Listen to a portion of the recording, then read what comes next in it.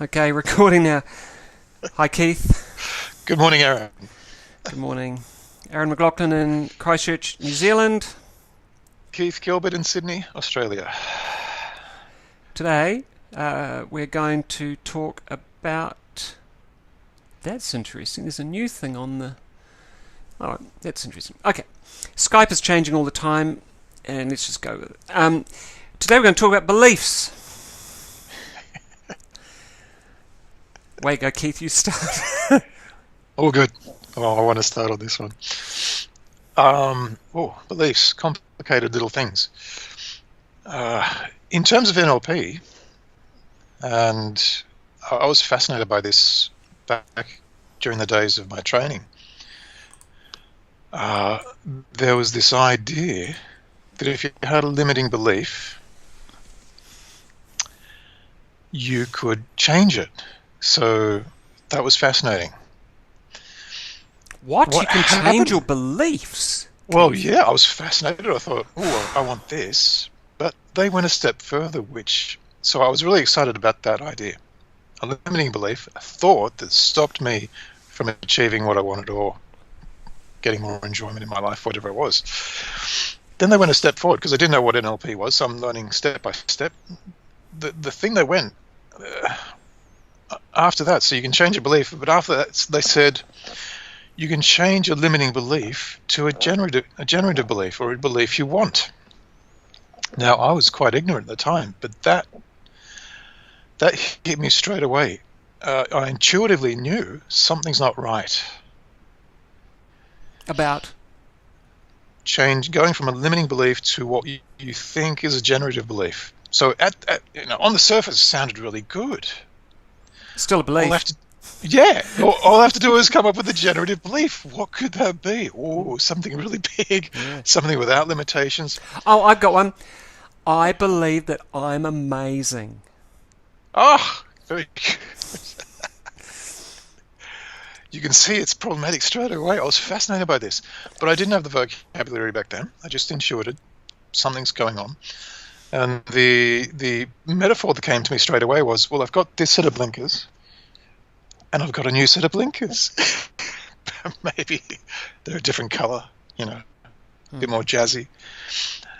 But I didn't know what to do. There was an intuition. There was some part of me that said, well, do you really want a new belief?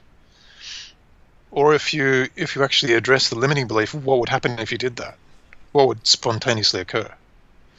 So even back then, I thought, this is part of NLP. You're going from here to here, but it's the same sort of level. This filter to this filter. How have we progressed? So you need to explain that. I think you need to explain that because I'm guessing that many people would say, well, you're progressing because you're going from a negative to a positive belief, which, in all due respect, can be useful. However, so can you explain how it's problematic, please? Okay, so in NLP we often use the word filter. Now, a filter for the layperson is like a colander in your kitchen. You can cook some pasta, and it's in water. And if you pour the cooked pasta through the colander, water goes through and the pasta is left in the colander. So the function of a filter is to allow some things to go through and to keep others. In our brains, a filter allows some information to come through and stops other information through. So beliefs are a filter. They're a filter. So give an example give an example of a belief that would be a filter. I mean, there's a million, but... let's take yours. I'm amazing. Yeah. So if beliefs are filters, then this is how it's problematic for me. Anyone can have a belief. That's fine. I'm curious about how they're problematic. So if I have a belief, I'm amazing, so we're going to say that I'm amazing is now this colander. It'll allow certain information through. It'll stop other information. So the experiences in life that show that you're not amazing, and perhaps you could improve somewhere, they're the bits of information stopped by the colander that don't get through to the rest of us. In other words, in that example, we are not open to feedback that suggests perhaps we're not amazing. Perhaps we have something to learn. Perhaps we can progress a bit further. Am I making sense? I totally. I mean, I'm explaining to the converted. But I mean, I think that the really important thing here is that belief. You only have to read a Tony Robbins book or any of these books and they'll spend hundreds of pages talking about how important your belief is and your belief in yourself. I mean, I have no idea where you'd find myself, but apparently you've got to believe in it. But fundamentally, but I'm not bitter, but fundamentally, there's this it's a comedic day today. So, but we have this ongoing discussion in business, in spirituality, in politics, that you have to hold true to a belief because that is what makes you who you are. Yes. Good luck finding that one. But the challenge with it all to us, and we've been discussing this for many, many years, is the profound inflexibility and lack of adaptability and creative thinking. There's so many things that fall down when we have, and you put it so well, we could go from the negative perspective of I'm a shit to I'm amazing, but still it's a blinkered view of the world that allows for no latitude. There's no scope for learning, Yeah. So what if I've actually, if we use NLP jargon, what if I install this belief I'm amazing and my behavior is actually abusive to, say, my children? Would I ever see that? If I'm amazing, then what I'm doing is amazing. How would I know that what I'm doing is, because the communication, if I think I'm doing this amazing thing to my child and the feedback cues you complete, bleep. Keith, you're talking about some pretty heavy-duty stuff because, I mean, you're talking about, there's a psychologist, I can't remember the person's name, being interviewed on the radio recently about why the modern, Generation X is having so much trouble is because they were brought up to believe that they can do anything and they are amazing. And what we're seeing is... And they're entitled. And they can have anything they want. And then you look at an entire, for example, country that's been told they're the best, they're the most democratic, they're the most wealthy, they're the most extremely successful, they're the most blah, blah, blah. And yet, they're that far away from a collapse at any moment. And they're wondering why more and more countries around the world don't like them. And we don't need to state the country, but I mean fundamentally, and subsequently they've elected as 2 or 3 high-level psychiatrists have diagnosed a psychopathic narcissist as their president, and so and narcissism and psychopathology are a total dissociation from what we call or know as the truly naturally operating self, I guess. The language. Find me the language, my God. But But that's you listen to that guy, Mr. T, and you listen to him talking, and he utterly believes that everything he's saying is the absolute truth, even though people can find the written proof, the visual proof that what he's just said is a lie. And so, and that's the blinkers. Yeah. And then what happens is the people who are blinkered by that blinkerage, they can't see past the fact that he's this person called the president. So it doesn't matter what anyone else says. We have to blinker for that. Yeah. And so suddenly the ability to question and to query is gone because, well, he's the president. It's fascinating. Yeah. I could be talking about anyone, of course. Of course, yeah. Well, if I can grab something that you said, that people are there are people out there telling us that we need to believe. We need to believe in something. We need to believe in ourselves. I'm not sure if they're actually giving a mechanism of how you would do that. Well, see, but what are they doing? What do they ask? That's the thing. They're not. I mean, you pick up a magazine these days, and there'll be 4 or 5 articles about, be yourself. Yes, I love that. But then what love yourself. Love yourself, and then they'll say, well, you've got to be yourself and love yourself. If you can't love yourself and you can't love another until you love yourself. You can't accept another until you accept yourself. And now there's an element of some of that's no, it doesn't work. So fundamentally, but there isn't, and they will say, well, the strategy is to forgive. But how do you do that? The strategy is to meditate. Well, you talk to 9 people 9 out of 10 people, and they'll go, "Oh, yeah, I've tried that. That doesn't work." Ting, ting, ting, ting, ting. Thoughts. There isn't a mechanism. Yeah. The how-to. Yeah. On numerous occasions, I don't do Facebook so much these days, but often you would get people on Facebook saying, you just have to love yourself, or you just have to believe in yourself. And I'd read these things and I'd just simply reply, how? ? And I never got a reply. Telling us to do this thing, but there was no mechanism. Well, what do? Do I stand on my head? Do I meditate? Yes. Do you even know what the word means? Well, I don't know about you, but have you seen yourself lately? Like, have you, What does it mean? It's like believe in tree. Well, I can touch it. Yeah. I can see it. What do you mean by believe? It's a fascinating word that a lot of people won't engage. They'll use the word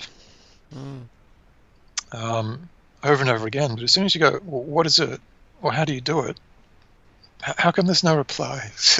Because they don't know. And I think, this is the kind of the structural travesty of so much of our education, is that we're brought up with these lines of learning, which are really just compounding belief structures, with no real. It's like and no mechanism about how to do it. No mechanism around how to. You've got to feel good about yourself. How do I do that? How? How? And when I look in the mirror, am I seeing myself or my body? Because if I'm myself and I'm looking at my body, but my body's constantly changing. Like, I looked at myself in the mirror this morning with jeepers, not enough sleep and blah, blah, blah, and I'm going, wow, holy, But as we said to the end of last time's conversation. There you are. Are you there? Yeah. Is I'm. It's so challenging, but the thing about, I think it's an important. I think it's an important part of what you're talking about is this, or snapshot of it is that who is this person that I'm talking about? Because I'm not talking about myself.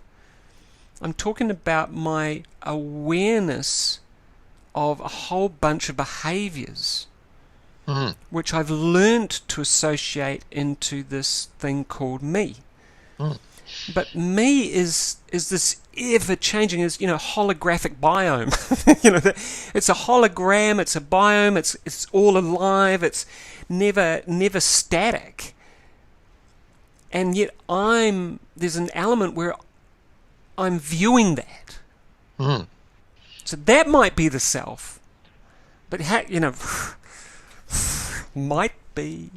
Yeah, well, what you just said, that there's this dynamic thing, and we're trying to put some sort of, I guess, a linguistic constraint on it. Here's this dynamic thing changing all the time, but here's this belief, this solid idea. Is that a dynamic idea? I don't know. Isn't that called a nominalization? Yes. Yeah, so we're nominalizing. And we kind of, in some ways, we have to do this, don't we, in some things. It's like we don't have to, but we choose to make things easier to comprehend or work with or to have a conversation about. So it's like, the tree, I've got a plant in the room and I look at the plant, and yet I've called it a plant.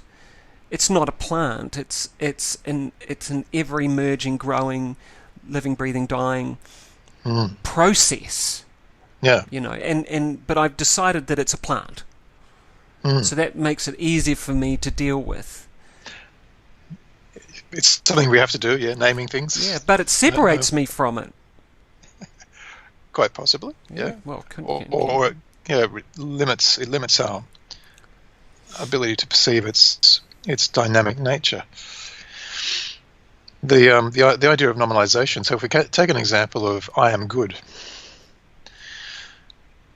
if we denominalize it, we say, well, what am I doing? What good things am I doing? Or do I know when I'm doing bad things? So I am good crystallizes it, makes it this thing. But it's not a thing. It's process, as you pointed out. So what does it mean to be good?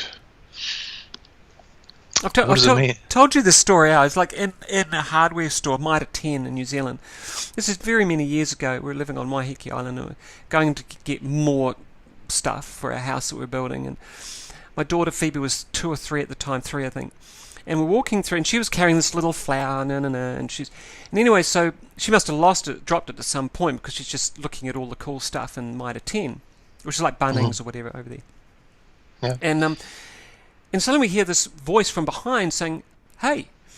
And this guy in high vis, we didn't know, has Phoebe, my daughter's Phoebe's flower in his hand, and he says, "Oh, this is yours," and he hands it to her, and she takes it, which is a natural response, and he goes, "Good girl." And I spent weeks, I couldn't work out what was going on because I thought, so she doesn't know who he is, he's in a high vis, he's got her thing, he hands it to her, she's a stranger, he's a stranger, she takes it from him, and now she's a good girl. And I mean, to most people, they go, "What's your problem, mate?" But fundamentally, it was like, well, how was she a good girl? Like, how did she suddenly become this nominalization, a good girl? Well, the belief would be that, well, she did the right thing because she recognized her flower and she took it. Then my next thing should have been, well, what do you say? Yeah? Yes, right. And then I'd say, once she'd said the right robotic thing, I'd then say, "Oh, good girl." Yeah. I'd say thank you to the nice man. You say thank you to the nice man, who we don't know. We don't know if he's nice or not. It could be fucking weirdo. But this threw me into a tailspin, and I think that's why I contacted you at some stage way back then. And it was around this whole thing of what. No, we were already talking at that point, and it was like, well, what's going on about that? And then you'd written that thing, NLP for parenting, I think it was, which is on lulu.com. Just look up Keith Gilbert. And it was just fascinating. But there was so much in that exchange, just so much. And for me, it was like, wow, the programming in there on so many layers and levels. Yeah, I'm glad you used the word. Programming and just layers and layers of generation after generation of programming, which was, and it was like, it just threw me, and it really. No, you started it. We're going to have to do this. Yeah, well, I think it was just, it just really made me query, well, where am I in this? Because as a parent, as we both talked about, is, oh, fuck it, now I'm a shit parent today. Or I'm a good parent tomorrow, or whatever. And there's just all of these narrow labels of nominalization of something that can't be nominalized.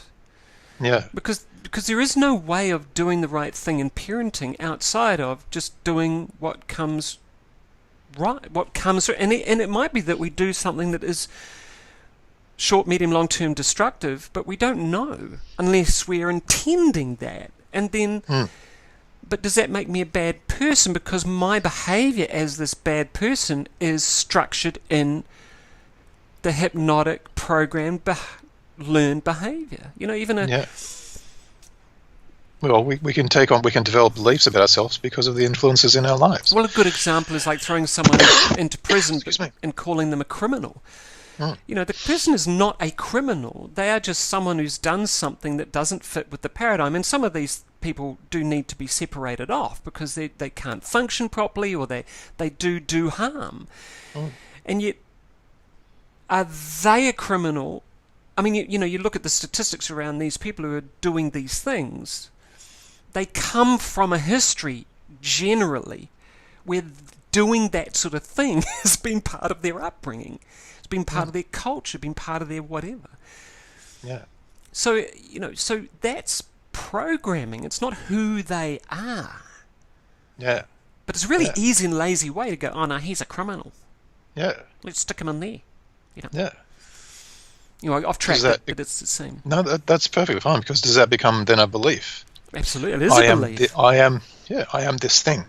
Well, then they go, well, I'm a criminal and I can't change, because that's the other thing, because what we see is recidivism is at 80% in New Zealand, so it's like you can't change. You go to prison, get them out, 20% will kind of go kind of okay, whatever that means, and 80% will just re-offend.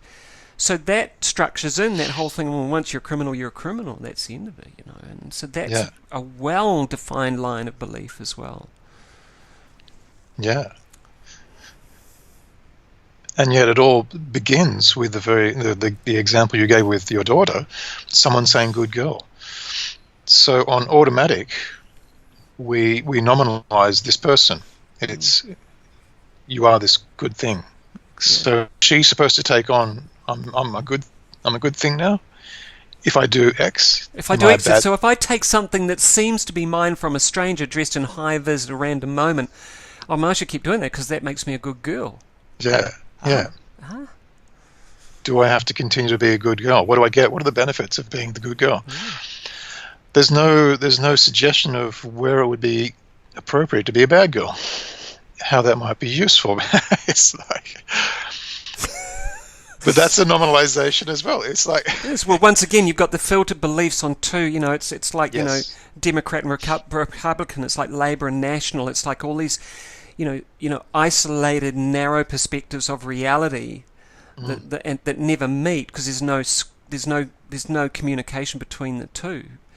Yeah. And here's that thing that we were talking about a while back, which was, well, the criminal or the person who does something bad, if you talk to them and find out, well, what was the higher intention behind it? Well, I've got to feed my family, or I've got to, or I've got to feel better about myself. I've got to survive, or I've got to be part of the tribe, which might be a gang, or I've got to prove myself, or else I'll never get loved, And it's like, well, that's a pretty cool. That's an okay higher intention. It's just the structural way that you're getting there doesn't really work. But but the belief. But the belief is that this is the only way to get there. And if a child is brought up with, well, if I do this and I'm a good girl, then that builds the belief that this kind of behavior, and then you get zombies. And then you get robots. Midlife crisis. 40 years old, going, I'm doing everything, the right thing. I've got the house, the car, the kids, the dogs, everything like that. I've got the Audi with, the V8 in it and all that sort of stuff. Sounds really good when you take off, but fundamentally, I'm as miserable as hell. How is that possible? Well, it's because I've been doing it because that's the good thing and right thing to do, Keith. Right. Which is fascinating. Yeah. What do they actually want to do? So if they were doing the right thing... I know, isn't it intriguing how many people don't know? Don't know. I picked up... my wife, Wendy, threw it at me the other day. She threw me the book Path of Least Resistance, which is a great book. Can't remember the author straight away, but I opened it up straight away and it goes, top of the page was a new chapter and it said, what do you want?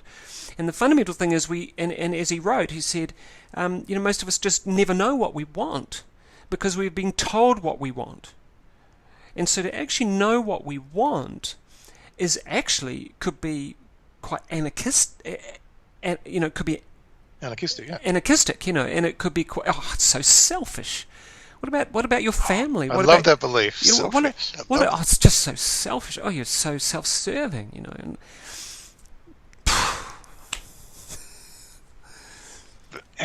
how do you in the brief moment that we have to do this video, how do you talk about something so complex? You got belief, the idea that someone is something, like who you are. These are complex notions. That's what we wake up in the morning going, who am I? What am I doing? People, we wake up, we go, who am I and what am I doing? Or how do I feel and what am I doing today? And so how I feel becomes who I am. And that defines how I'm going to feel about what I have to do today. And most of us have to do a job, which is to bring in some bucks so we can do the right thing and pay a mortgage to a bank who never had the money in the first place. But let's not start with fraud. But fundamentally, and we're seeing that in Australia with the Australian banks. We're seeing it. It's what almost toppled the banks that had to get bailed out in America. Just the fraud. Why is it lending out 35 times the amount of actual asset that they had, which is what brought the banks down. Legally 35 times fractional reserve banking. But fundamentally, that's based on that kind of thinking. It's a belief. It's okay to do this. That's the limit. There's no ecology. That's the word. There's no ecology around. But what happens if something happens in the financial system? What happens if one bank goes belly up for some reason? What happens if China decides they don't want to play game anymore? What happens if blah, blah, blah? What happens if Russian decides, what happens if Trump gets, whatever? But there's no ecology to that. It's just we can now lend out 35 times the asset we have. Yeah. Oh, okay, cool. And then what we can do, and this is the thing that really nailed it, we can then buy against the future losses before any of it even happens. So we're buying against the future losses of something that actually doesn't exist right now, which will have losses in the future, and we can buy against that. Wow. And then we wonder so that's ecological. That's ecological. That's thinking consequences. Why I brought that up, which is quite interesting, is how the layers of belief become layer upon layer upon layer. And so lack of ecology gets narrower and narrower. And yet the requirement, because the beliefs are such a well-structured part of our culture, our society, our, let's say, banking system, whatever it might be, then they become more and more narrow, and so all it requires is actually something up, at that top level or at that fine level to just go belly up, and then the whole the whole thing can fall apart. Yeah. Except for the guys who are running the banks. They did quite well. But that's all right. But belief. So belief is like that. And so is there I mean, we could talk for hours about what you can do about belief. Maybe we can talk about that.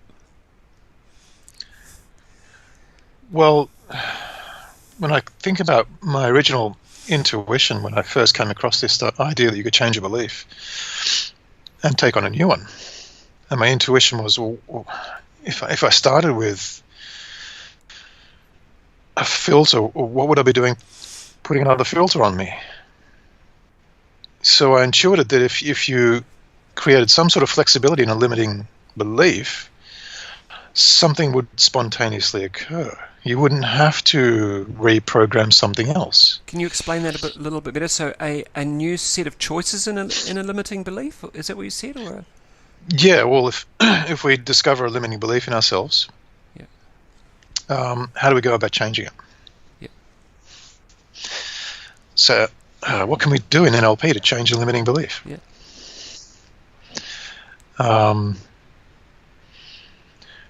We can find its intention. Do all beliefs have intention? And this is something that I found fascinating because... that's a really good question.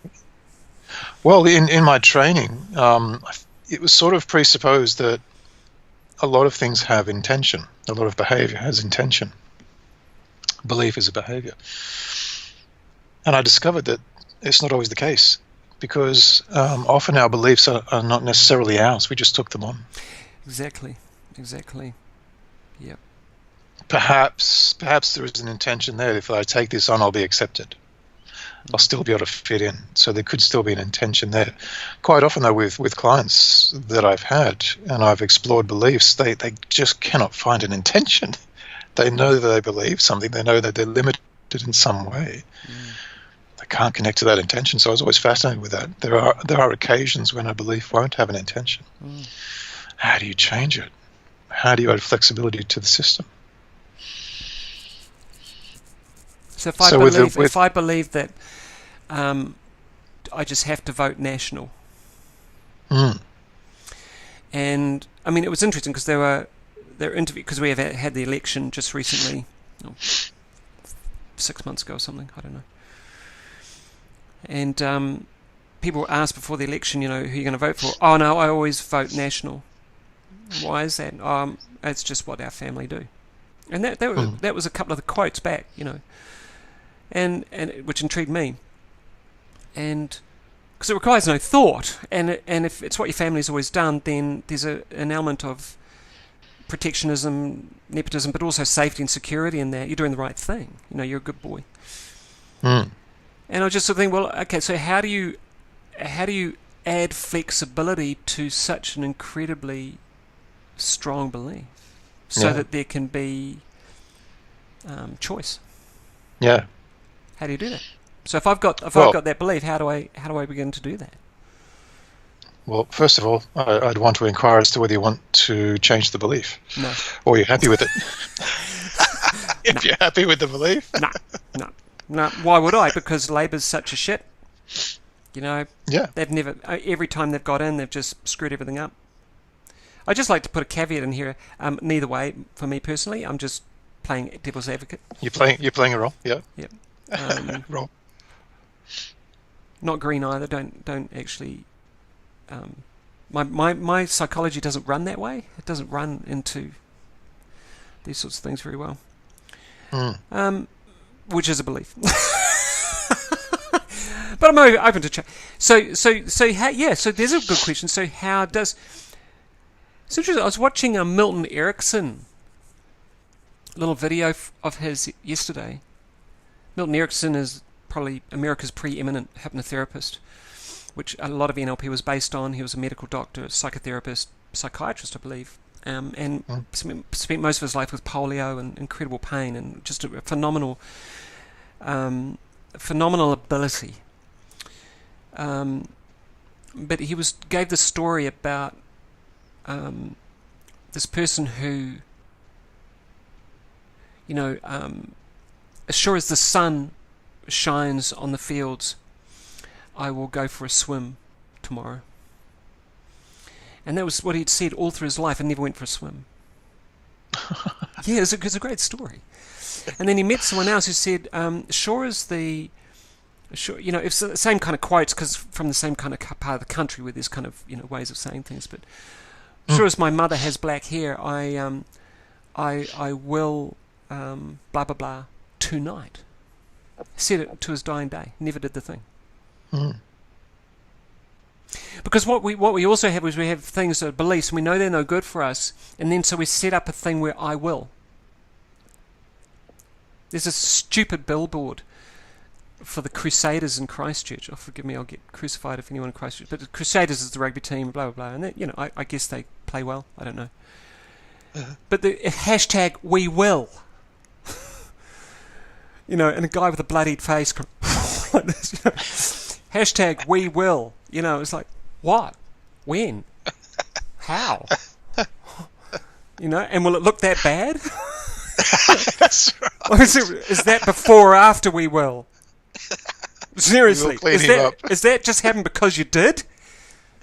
Hashtag no thanks. You did.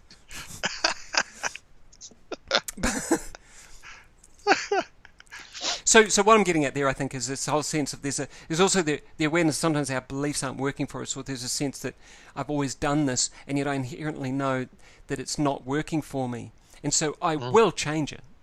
Sure as I will. Yeah.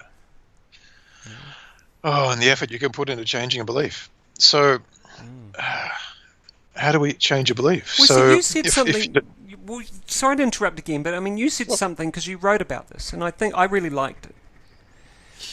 And is it a matter of changing the belief, or is it a matter which we know just will limit us into another belief, or is it about asking the question, do I need to believe? What would happen if... Because what is a belief? It's a choice. It's a decision-making process, isn't it, really? That's done for us. Yes. Yeah. Unconsciously, yeah. Yeah. Yeah. Do we need to believe? A lot of people out there, Keith, be going, bloody right. Well, it's been rammed down our throats a long time, and do we really know what it means? We have to believe something. Believe in yourself. I still don't know what that means.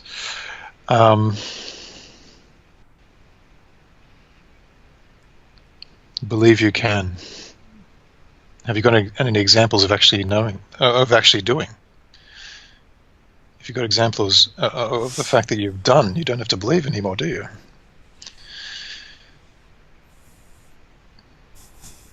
I mean, there's classics, isn't there? It's like in NLP, I remember learning that, you align your new belief with something that you know and believe happens.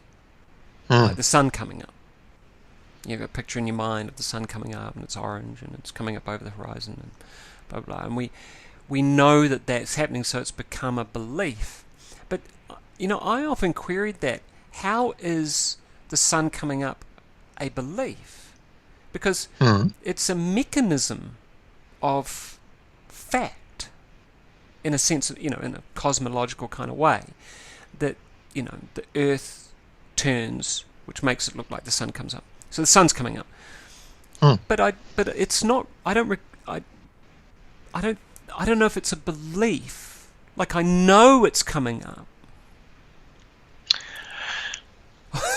I for a long time I've taken the stance, I hope it's not a belief, but it's more of a challenge for me to find out where is it appropriate to have belief. And up to this point, the only place I can find where belief is appropriate is in scientific endeavour. Belief, another word for belief, is a theory. I postulate such and such. The sun will come up in the morning. Now, I don't know if it will. But I can believe that's true. I can believe it. I will then go and look for the evidence. So science, you can actually present a theory. Based on some observation, you go, I think it works this way. You can also say, I believe it works this way. It's the same thing. It's incumbent upon me now to find the evidence that suggests that this mechanism is correct, or maybe I have to change my theory, evolve the theory. So you're always looking to disprove it. So I believe the sun will rise in the morning. That's great. Let's find some evidence for this, because we're stuffed if it doesn't. So belief is very, very useful in scientific endeavour. Here's the theory. Let's find some evidence for it. The challenge with that is, though, however, is that what we've noticed with scientific theory is that science has been proven wrong in many fields. Certainly around that there's, for example, that there's a constant gravitational force, or that there's a constant... The model presented, the model presented has been proved to be... You have to disprove it. You have to always look for evidence. Is this model consistent? Is it working all the time? But the challenge with that is that... what's his name? Sheldrake? Yep. He's been Rupert Sheldrake? Yep. He's been to the Ministry of Constants. You've heard in England numerous times to say, well, why won't you change the speed of light? Why won't you change it? Oh, no, it works for us. But that means that all the equations are wrong. Well, they're not that wrong. We believe that it has to stay at whatever it is. Well, what about the gravitational fluctuations? Surely you should change, the gravitational thing. Well, no, it works for us and it works for our equations, but it's wrong. Oh, no, it's not wrong if you use the equation. So, I mean, it's really interesting. But what Sheldrake is saying, which is, I think, what we're kind of getting to at some point, is that, well, what if there wasn't the necessity for a structured belief, and there was the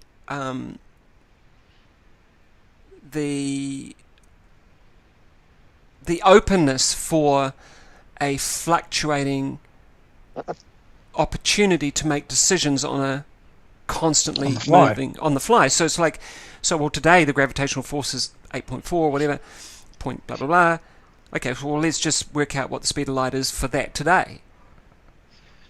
Oh, it's different today. So, well, that's fascinating. So that means that today, whatever. No. But that, you see, this is really interesting. For me, that requires a lot more energy. That's like good girl. Yes. It's a constant. It's a constant, and it's easy, and it's... What I don't like about it personally is it's extremely lazy. That's the only thing you don't like? Well, I mean, I could say... Because we use it in the house now, with my daughter. Every now and then I'll go, oh, be a good girl. And she just looks at me sideways and goes, Dad, you're a dick. Watch the language. There's a girl. I love that one. My grandmum, I used to hear my grandmother say, there's a boy. Where? There's another one. I see dead people. No. That's right. So, the thing about your good girl, which means you never see the girl. No, it's dissociative. It's totally, you never see Phoebe. I'd never see Phoebe. Beautifully put. You never see the girl. You see your own perception implanted onto that child, which means you have to detach everything that didn't fit with your filter in her behavior is negated. What's that thing in NLP? Generalize, delete, and distort to fit the belief. So my belief is, there's certain ways of behaving, which means you're a good girl. So I'm going to that didn't happen. Oh, good girl. And so I never actually see this child for who they fully and totally are. And their freedom. And their freedom to manifest their self. It's so challenging. Oh my God.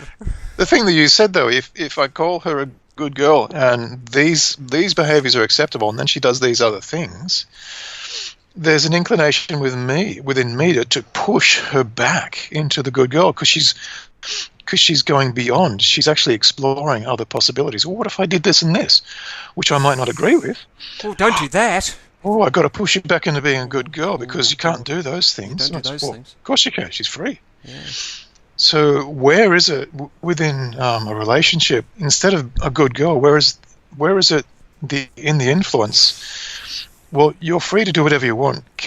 Have you developed discernment and the ability to consider ecology of anything that you're going to choose? So rather than the belief that you're good, are you able to consider consequences of anything that you do? because you're free to do whatever you want. So you don't have to be good. You can certainly develop the ability to think, if I do X, what might happen? If I do Y, what might happen? So you don't have to be anyone. You don't have to be good. You don't have to be bad. Well, you aren't those things. I mean, let's just get true. They're imposed. They're imposed and implied. I mean, Phoebe just said the other day that the whole class was held back because one kid did something. So the whole class felt bad and had to endure because one kid who didn't own up, and they all knew who it was, didn't. So, the layers of, well, if I tell on him, then I'm a narc. Yeah. But if I don't tell on him, then I'm a dick because we all have to stay back. But if I tell on him, but then, and everyone will say, even though everyone wants to dob him in, but it's like, oh. And everyone knows, even the teacher knows who he is. That's the stupidest part. The teacher even knows. But I know they've got to own up because then they're a good boy and they're doing the right thing. So, oh my God, where does this end? It's like it's so archaic. Yes. So they're teaching utterly meaningless. Yeah. So they're teaching these kids at a young, vulnerable age. This is how you police other people's behaviour. You're going to be punished until you become very good police. Yeah. Oh dear. Yeah. That's really criminal. Which is actually interesting, though, isn't it? I mean, remember years ago after 9/11, there was that whole Homeland Security thing, which is still going, where you could dob in a neighbour. So if your neighbour looked slightly dodgy, and there are people being, wearing, clothing from their home country, which didn't quite fit with the norm of suburban America, who are being dobbed into the police, and suddenly the police turn up and tear the house apart. But that's that kind of, what was it, 1984 or Brave New World or one of the others? 1984. 1984. Yeah. Dobbing the. But once again, that's that collective belief structured, and we talked about this last time, which is gradualization. If you gradually bring in nuances to a belief structure around money or around anything, behavior, politics, religion, then slowly, it could be generational that's done through. Suddenly, well, not suddenly, but we have this set of perceptions, which means that anything outside of it is a diabolical abhorrence. And certainly we see that in some cultures. How they have absolutely no tolerance for some other cultures, none whatsoever. But it's not, the children weren't born believing that. No. But they'll go out of their way to engage in behaviours which are quite heinous toward that other structure. Yeah. Fascinating. And so, what we're talking about here is like, well, okay, well, being a hologram by and we can emerge and we can change and we can restructure, and we've proven this over and over. So what if instead of having a belief, we talk to our higher intentions on a more regular basis and said, well, lovely. Nice way of putting it. Well, what do I want for today?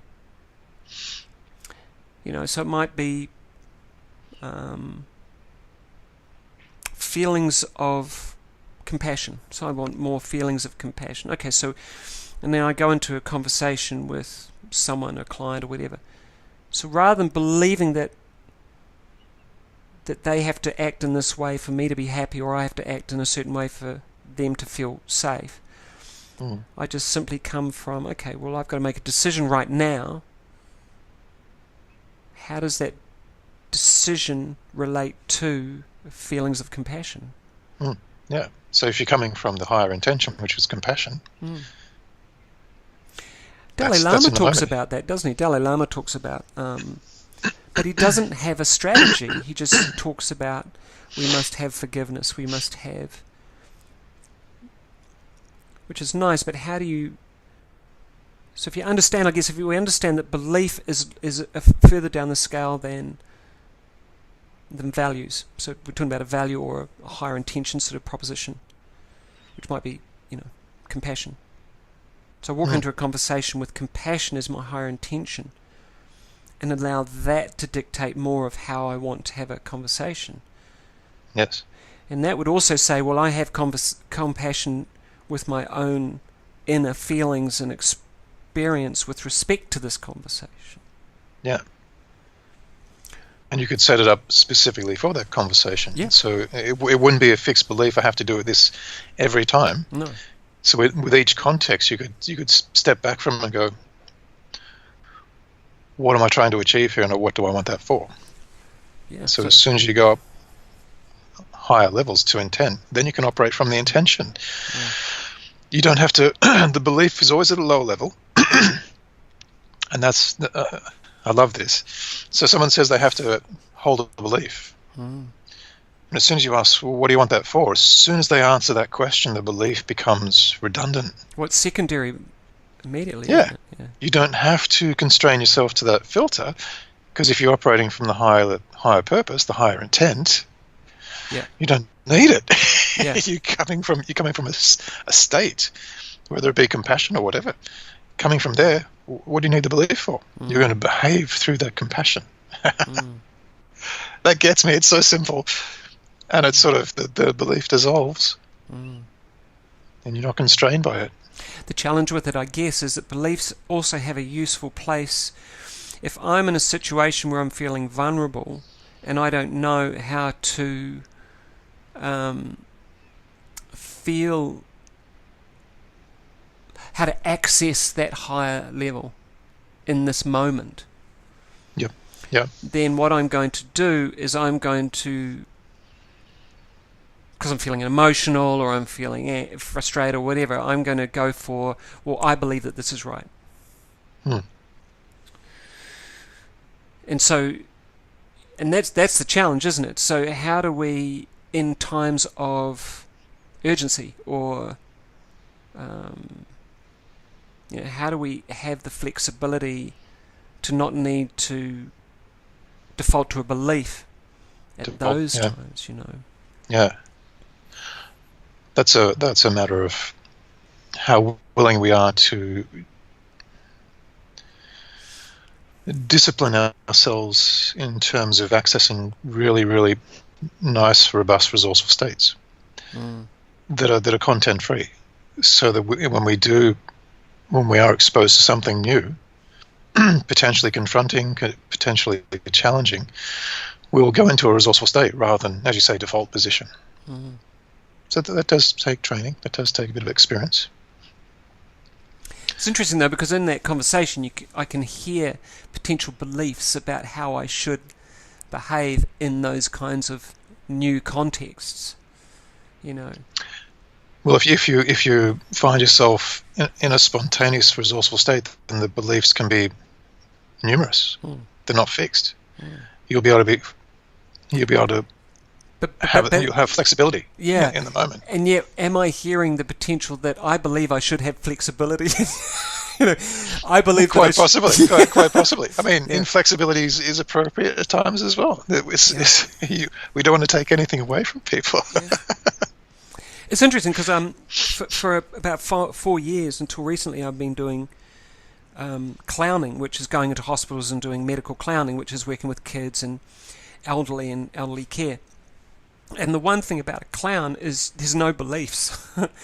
It's all about responding to environment with respect to one higher intention, and that's fundamentally to have fun. The challenge with working in a hospital environment, there's certain things you just can't do in a hospital, as you can imagine. Really? Clowns can't? Yeah. Clowns are constrained as well? Well, oh, you may laugh. But there are constraints, but there are no beliefs. There are constraints. So constraint one would be the constraint is we're in a pair.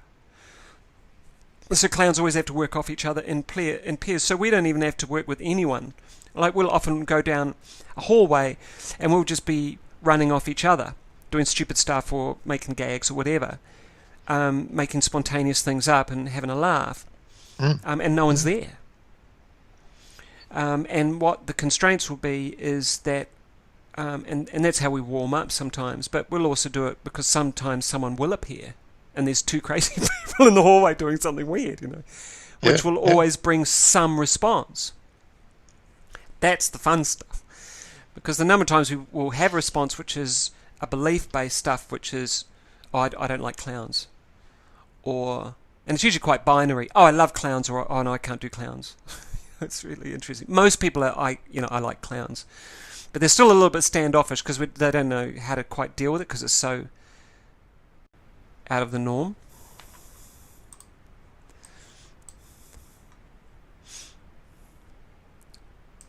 Are you back, Keith?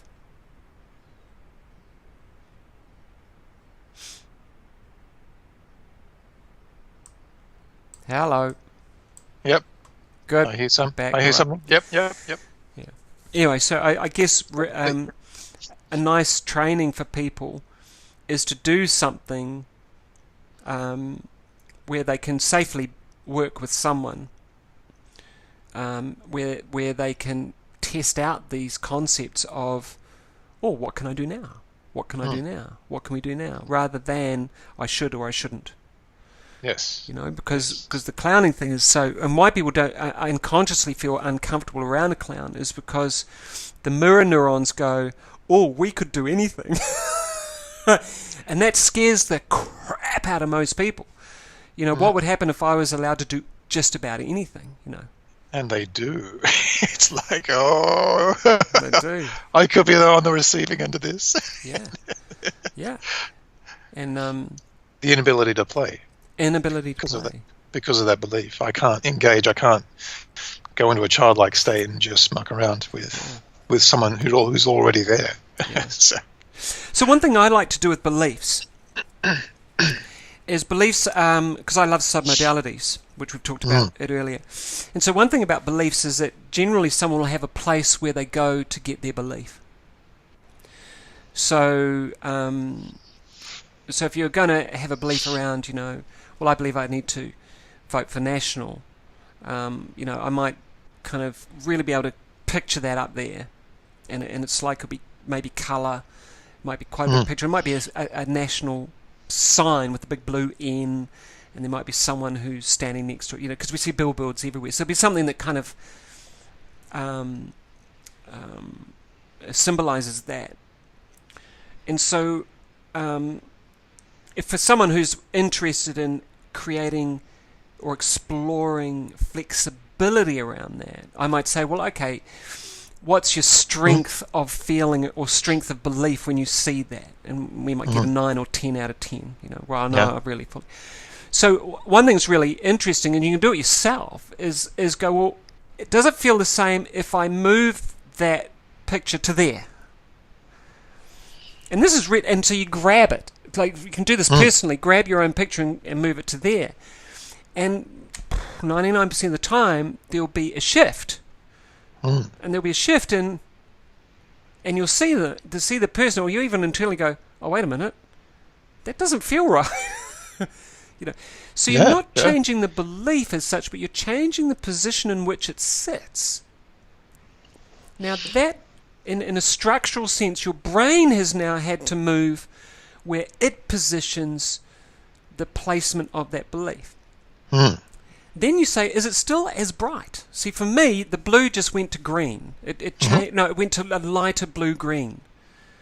And so suddenly, if I was intense, I'm about 7 out of 10 now, and I don't even I don't even do politics.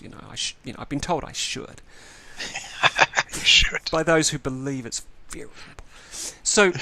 So I move it over here. Okay, so if I added pink polka dots to the N, what happened? Oh man, that's weird. It's kind of just flown off in a direction kind of that way. Pink polka dots, that's weird. And the person has disappeared and it's kind of gone all fluffy.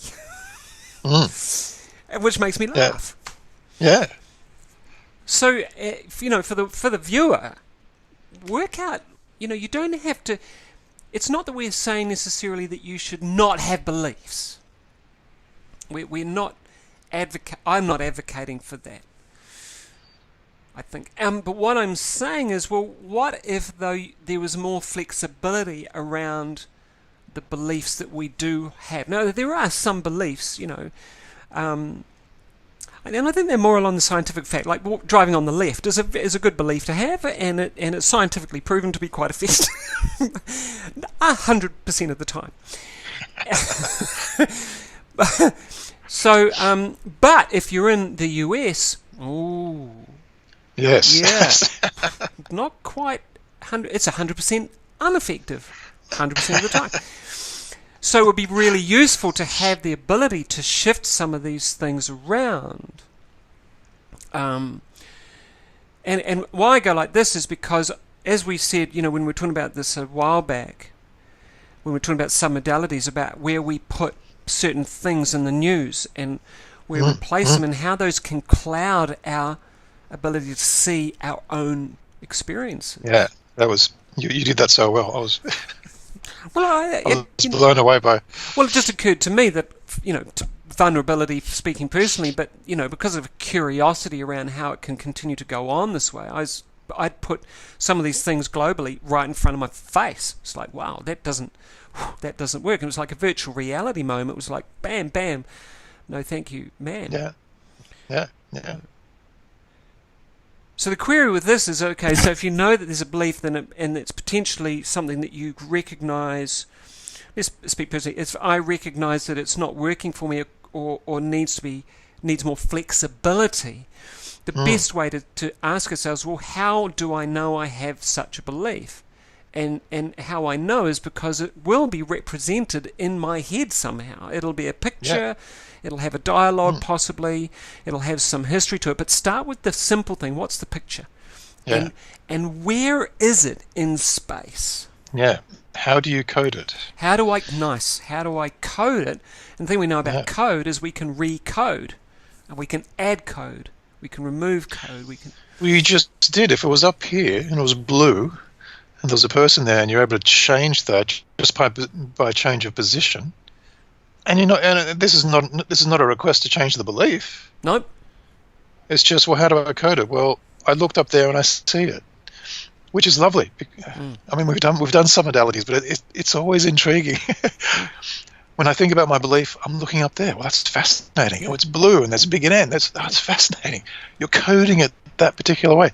If we move it, and the way we code it changes, it changes to a type of aqua. It becomes fuzzy, blurry. What does that do to us in terms of, well, I wouldn't even question that before. Yeah. It was fixed. It was just what I did. When I moved it over here, you can question. Yeah. It's not this fixed that's thing flexibility. anymore. That's flexibility and That's adaptability. flexibility. Now, what I'd then maybe say is, well, okay, so there's a gap up there now. So what would I like to, you don't have to, but what can be fun is like, what would I like to put up there that might give me a sense of having more flexibility? So what I choose to put up there is me in a clown suit, my little red nose on, going, but that's just my head. But that's it messes with the belief. It messes with the belief, but it also replaces, because we don't like a vacuum necessarily. We like to replace it. So what could I structure up there that I know represents more flexibility to me? Now, I know that when I've been in the best resourceful states of clowning, which is a highly resourceful, highly trained, highly ecological, and highly boundary sensed, and there are many rules, and yet within those rules, some of the highest levels of creativity and authenticity can occur. Just ask some of the great artists. Stephen King's a great example of someone who has extreme boundaries around how he works. Like, he works 9 to 5. But within those realms, on his 3rd floor office in Maine, he writes the most horrific shit and just keeps writing. And yet the Tower series, the Dark Tower series, even though the movie was an abomination, the Dark Tower series, I think it's 8 or 9 books, is a phenomenal science fiction piece. But was written in the tower, in his house, but at 9 to 5. Yeah. So within these, so there's me. So I query for the viewer, when are you at the most when are you at most flexible in your ability to do something or think something new, or be open to newness, or be open to change? And what would you look like from the outside when you're in that state? And where would that picture work, feel the best for you? For me, it's there. It's right there. I can see it. It's about 2 arms lengths away, hovering in space. Life-size image of myself, quite. And that's not narcissistic. It's actually a resourceful state that I can bring to mind. Now, I was working with a person recently who's in acting. It was really interesting because I've had feedback that it's actually been extremely beneficial. I had to do an audition, and so auditions were like all the way up to the point where he's like in front of the camera, he's fine, but he gets in front of the camera like this, and he had all of these things, and that were so automatic that they were a belief in a sense, but that wasn't named. But the interesting thing was he had no sense of what a resourceful state was, or where that would be in space. Wow. So I picked up this idea. I just said, well, when you're on stage, you have a director. He goes, yeah. And that director knows what you need to do. He goes, yeah. And you're constantly, in the peripheral vision, you can see the director while you're going. He said, yeah. I said, so you've done training, like you've done high-end training, you've done all the years of training, blah, blah, blah. You're young, but you've done a lot of years, and you've done a lot of rehearsal, you've done a lot of, yeah. And so you know what to do. He said, yeah. So what if you could picture in your peripheral vision right now that person who's the director now? And he goes, fuck, can I do that? But it was really interesting because that then became like a resourceful state that wherever he goes now, there's a director over there. I think it was over here for him or wherever. But there was a director that is him with all of his knowledge, resources and whatever, who's transcended the concerns and worries and fears and anxieties. And is just gently just reporting to him what he needs to do in this. And it just, bam, and I got an email the next day of this, because he had to go for not a rehearsal, but a audition, thank you. And had to go for an audition, and as he put it, smashed it. Which is a terminology for it, which means it was good, But it was just because there was this sense now that there's a reference point for resourceful state. Now that won't work for everyone. No. But as soon as he had one, his bubble disappeared. His heightened sense of unnecessary visual acuity dropped and narrowed to point of focus. Except for director who was over there. Yeah. And so, bam, he just had total connection and, smashed it with the camera. Yeah, fantastic. So what is really interesting, the beliefs that we can often have also mean we have no ecology around what is a resourceful state for me, because I'm locked into, well, I have to do this because this is the way it's done. Yeah. The constraint, limitation, which is what beliefs are. Very nice example. Yeah, it was lovely to hear back from him, and totally, I woke yesterday morning thinking, gee, I wonder how he went, because it was 2 days later. Because every now and then I wake up thinking about a client, and as you do, and I just thought, gee, I wonder how he went, and then I got an email literally 2 hours later going, I smashed it, But anyway, just looking at the time. Because long form. So how are we going with this whole thing of beliefs? What have we? Sort of things sometimes also just kind of bring it back to, because we can go off into all sorts of spatial places and submodalities, and because we love this game, this play of the mind. So how would we kind of bring it back for the viewer of like, well, belief is a repeated behavior over time, which the feedback continues to work, reinforce itself, and reinforce a sense of who and what we are. Yeah. So if a belief works for you, I haven't got a concern. If we bring it back to two very simple concepts, either there's an idea that we sense limits us. We call that a belief. So any time someone says, I can't, I have to, I should,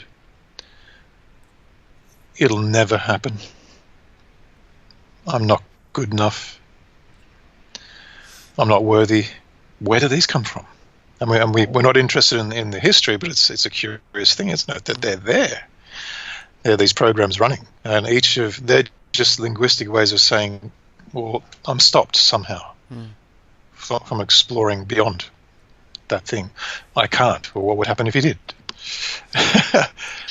So the question. So a what-if question is actually a good way to start reorganizing, moving. Because as soon as we go what if, the brain has to, or we internally have to challenge the existing belief with a potential other.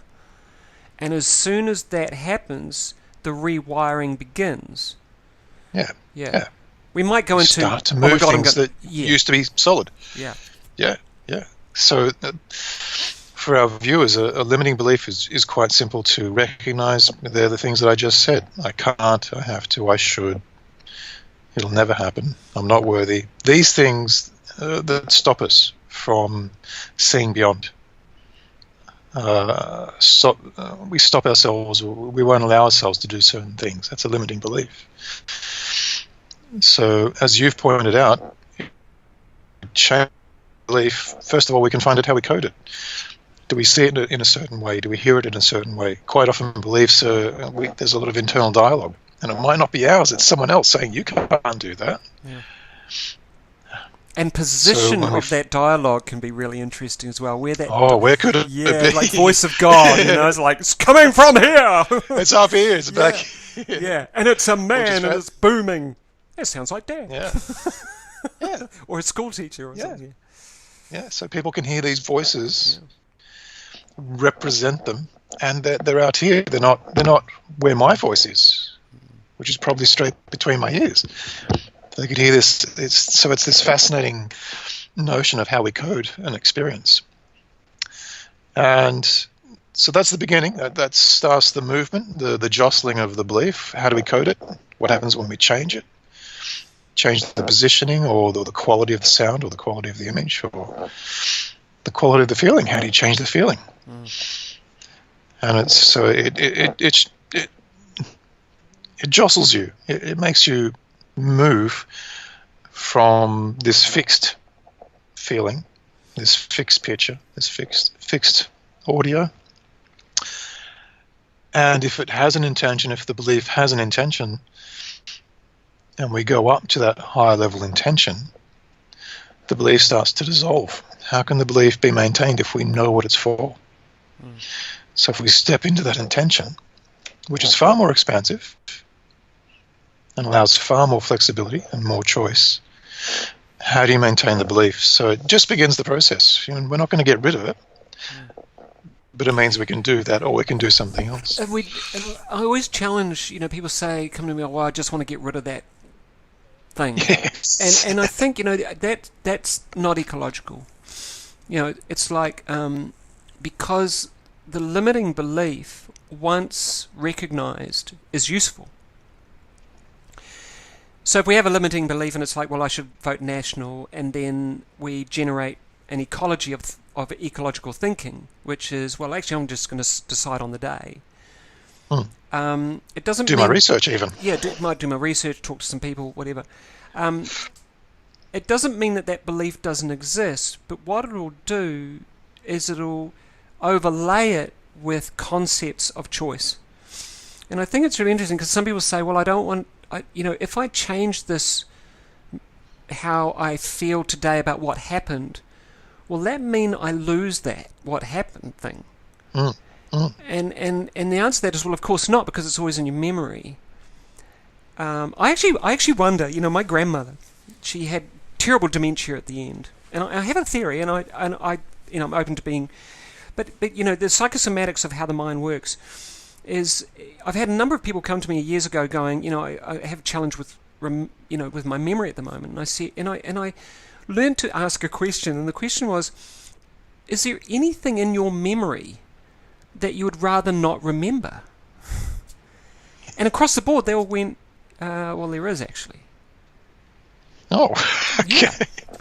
And you see, my grandmother was in absolute, utter denial of the Second World War and what happened for my grandfather. Like, she wouldn't let him play the harmonica, she wouldn't let him do this, she wouldn't let him tell stories, we never heard very much. I had to get him into the garage, on his own, say, tell me about, what, and he wouldn't, but he'd play the harmonica on the quiet.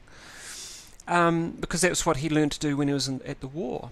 But my grandmother, and I often wonder, if I tell my brain not to remember long enough and hard enough, will it just generalize that to just not remembering? Will it just generalize to that? Because we also hear some people have got dementia, but only for certain periods of time. Like, they can remember their childhood, incredible, acuity, but they can't remember anything after, a certain event or a certain time or whatever. But yeah, I don't know where I was going with that, because we were talking about something, but where were we with that? I know, I was intrigued by it. Yeah, it was just, I think, that's right. So when we change a belief, or say, I don't really want to align myself with that belief anymore, and go for something new, or shift it and then replace it, that belief is still there. It still exists. It's like the belief in Santa Claus. And this is a really good thing to ask people. So when you're a kid, remember being a kid and remember believing in Santa Claus. And so where's Santa Claus when you're a kid? And they'll go, oh, somewhere up here. It'd be quite a big picture of Santa Claus. Where is it now? And they'll go, they'll probably look, oh, it's down there somewhere, down with, the Easter Bunny and shit like that. But that belief still exists.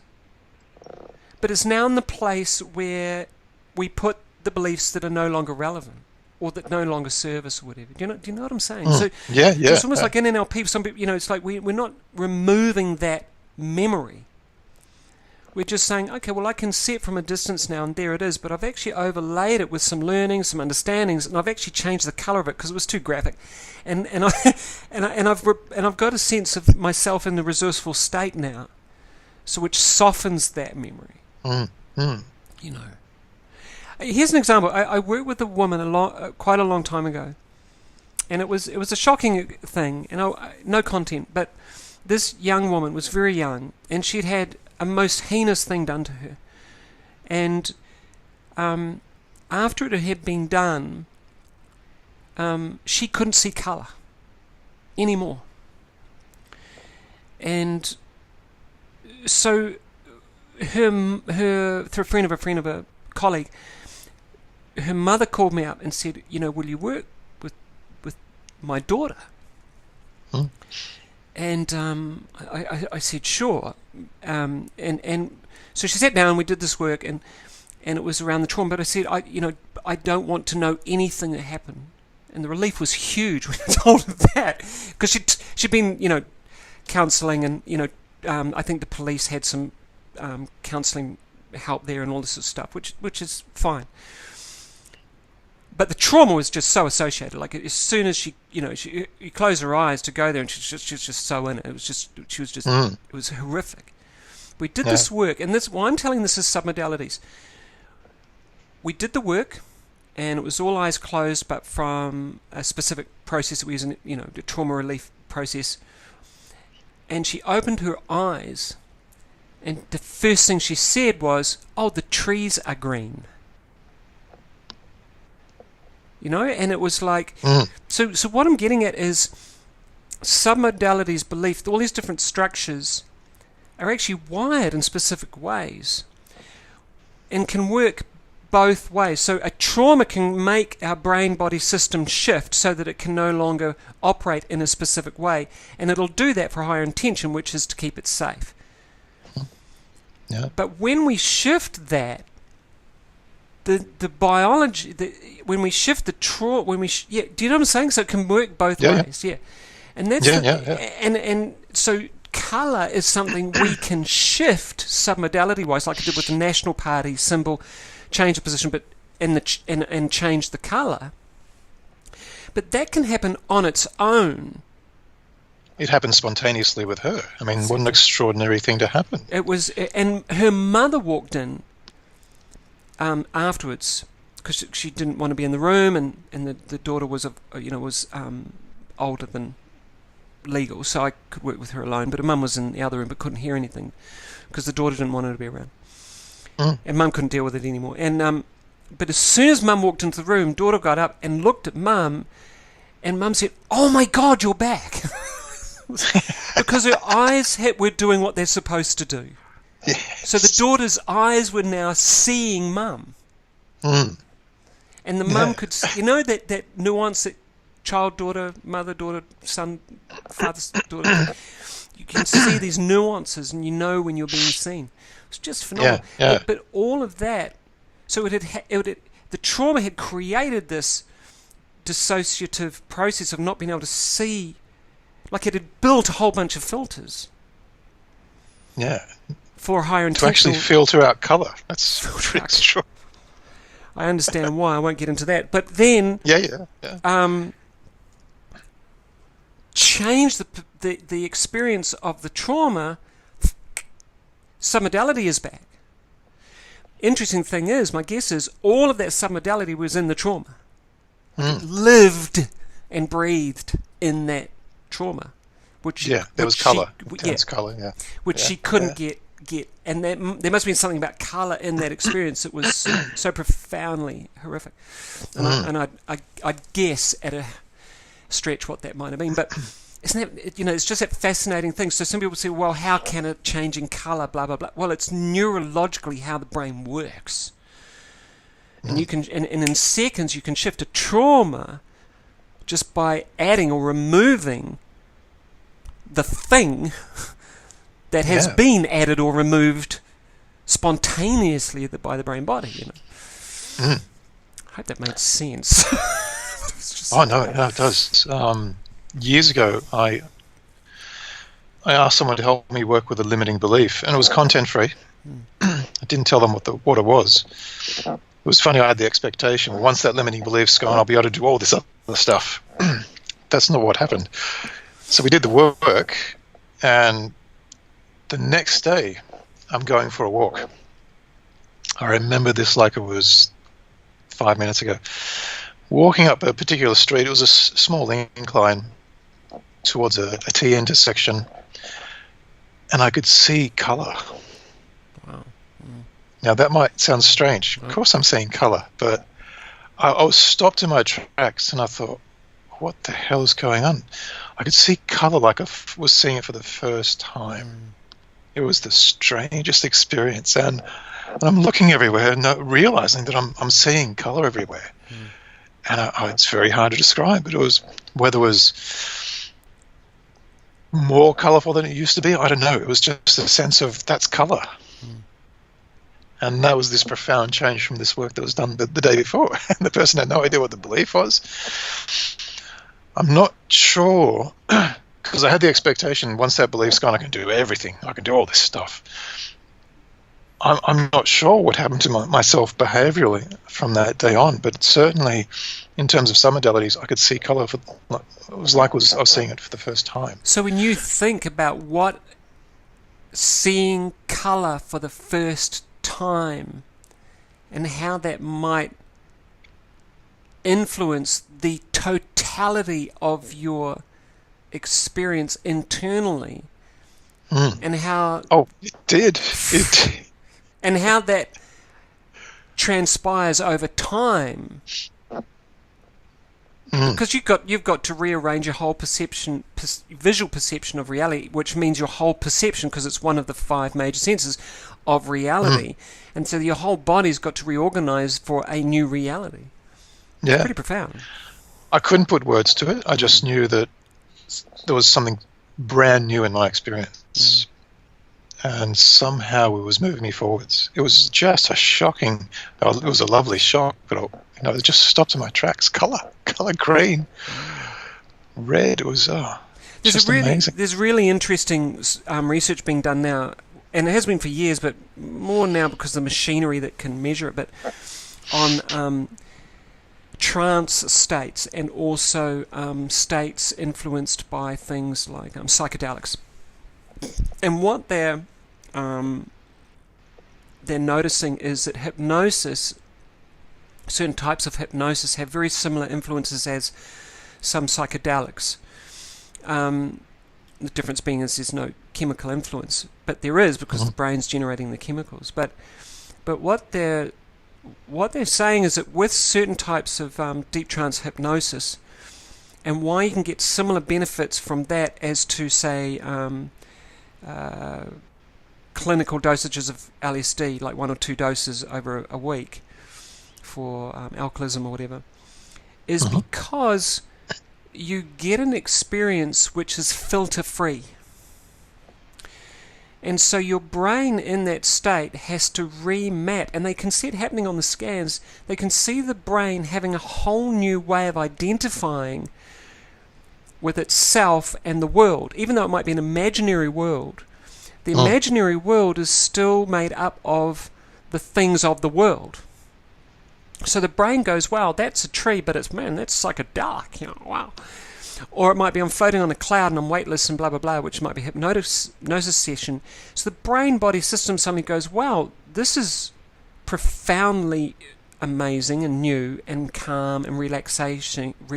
And when I'm experiencing this, I feel somehow more aligned or more connected with what's right for me. And that's where, I don't know if you've had this experience, where people open their eyes after a deep hypnosis, a deep NLP, is the room is brighter, or the colours are shinier, or something seems more clear in the room. Oh, I didn't notice that was there. Oh, yes. Yeah. And that's just that really interesting thing. So when we're doing NLP, we're actually doing a form of hypnotic work, which is what, and so NLP on some levels, when we're dealing with filter changes or belief changes or moving internal perceptions, that's actually deep trance shifting of the unconscious structure of reality. And that's why it can be so profoundly life-changing. And that's why, they've done some research recently on magic mushrooms and people who are terminal, and they've given them over a week 2 experiences of, say, I don't know, a certain number of grams of magic mushrooms. And after the first experience, their fear of death gone. Absolutely, and across the board. Like I think it's like 90%. The people who have because the networking changes in the brain, they suddenly get a greater sense of, they have a reduced filter and a greater sense that they're part of the cosmos. So they don't have to worry. Yeah. Well, the fear is a filter. The fear is a filter.